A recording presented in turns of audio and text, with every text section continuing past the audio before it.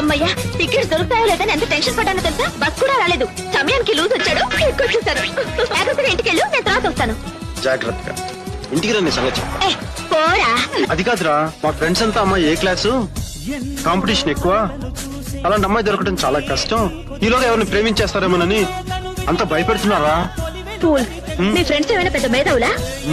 ఇప్పుడు నేనున్నాను, నేను ఎవరైనా లవ్ చేస్తున్నానా? అది కాదురా, వాడు చెప్పేది అందమైన అమ్మాయిల గురించి.